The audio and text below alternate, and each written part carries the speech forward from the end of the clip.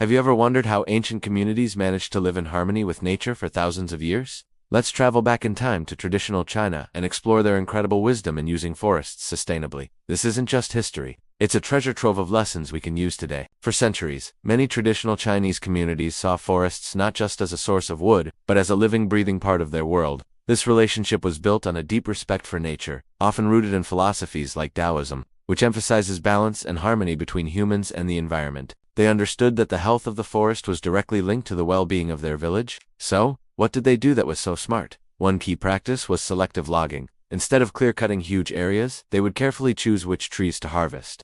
They'd take older, mature trees while leaving younger ones to grow, ensuring the forest could naturally regenerate. They also paid close attention to the seasons, only felling trees at specific times of the year to minimize impact on the ecosystem and ensure the best quality timber. But it was about more than just timber. Forests were a community's pharmacy, pantry, and hardware store all in one. People foraged for medicinal herbs, mushrooms, and wild fruits, following unwritten rules about how much to take. They knew that overharvesting would mean less for everyone in the future. This practice of collecting non-timber forest products was a vital part of their local economy and daily life, and it was done with a sense of stewardship. Another fascinating concept is the Feng Shui forest. These were sacred groves, often located on a hill behind a village or near a water source. These forests were protected by strict community rules: no cutting trees, no hunting, no disturbing the land. People believed these forests protected the village from harsh winds and landslides, and maintained a healthy flow of qi, or life energy.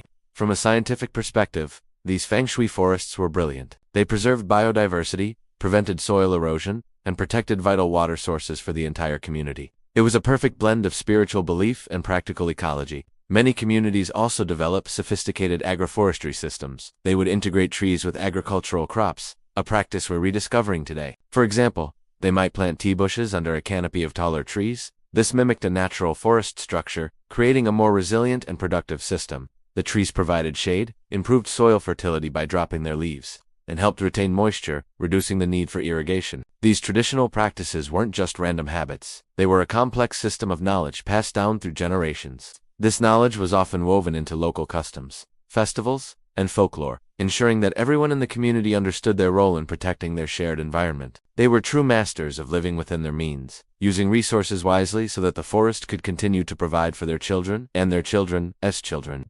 As we face modern environmental challenges like deforestation and climate change, there's so much we can learn from these ancient practices. They show us that it's possible for humans to thrive alongside nature, not at its expense. It's about seeing the forest as a partner, not just a resource to be exploited. By embracing this wisdom, we can build a more sustainable and harmonious future for ourselves. Thanks for joining me on this journey into the past. If you found this interesting, please like this video and subscribe for more stories about the amazing connections between people and our planet. See you next time.